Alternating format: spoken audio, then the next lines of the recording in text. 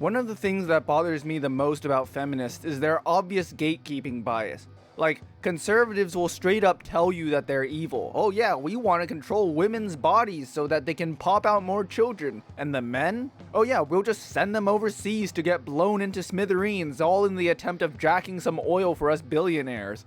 But for the feminists, they have to walk a fine line between saying they want equality between all the genders, but only reporting on all the issues they actually care about. Case in point, this article. Trans people stranded and alone in Ukraine following Russia's invasion. Trans people in Ukraine tell Vice World News they are fearful of trying to escape Russian forces in case they are prevented from leaving by authorities. Sounds pretty bad. But look at the context. Two Ukrainian trans women say they can't leave Ukraine or even safely travel through it because all of their identification documents say male and mention their old masculine names.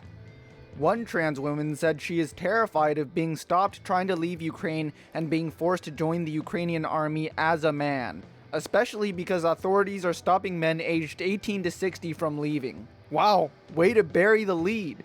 Trans campaigners estimate this issue is leading to hundreds of trans people in Ukraine being left in serious danger. Meanwhile, the same thing is happening to 20 million men. Let's see, who do I care more about? A few hundred trans people or 20 million men? The reason you're blocked from leaving isn't just because you're trans. It's because as a society, Ukraine has decided men are disposable and it's acceptable for them to die in wars. This person, and I'm not gonna try to pronounce her name, is a 31-year-old trans woman from Kiev. She's a musician and has appeared on TV in her home nation. She said she can't leave the country and her life is in danger.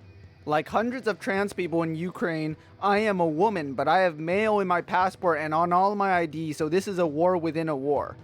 And let's look at the picture. Oh wow, stunningly beautiful and very, very feminine. What is the purpose this picture serves? The author's argument is, look at this person, so cute and feminine, ooh woo, she must be very valuable. Unlike all those men and trans people who don't pass, straight under the bus. Is there any concern for men in this article? Oh yes, for trans men. Let's see here. We've had trans people get rejected at some borders, but everyone we've supported has eventually got out. Wow, way to contradict your headline.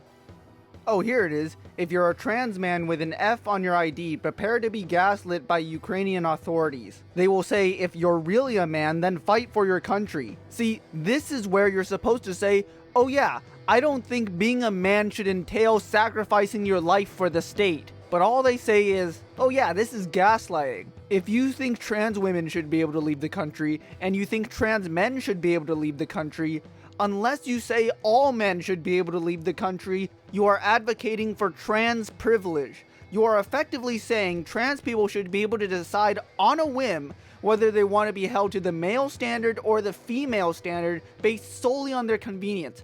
And there's nothing more transphobic than saying that being trans is just a choice you can just make or unmake at any point in time. It's not like you don't know what's happening. You are perfectly aware of the sexism, so why can't you just come out and condemn it? I'm scrolling down Google and there's plenty of stories about transphobia in Ukraine. Not a single headline questions male disposability. The ones about men are all neutral at best. Whether the victim in question is a trans man or trans woman, the reason they are detained is they are being held to unfair social standards imposed principally on men. Let's be clear here, men's rights are trans rights. You will never eliminate transphobia without recognizing female privilege and explicit institutional misandry.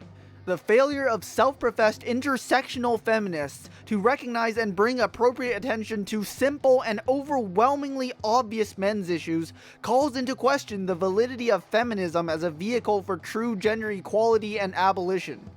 Am I saying every feminist theory is wrong? Fuck no, far from it. But it would be a million fucking times easier to criticize feminists if they really were just straight up evil. I'm and I approve this message.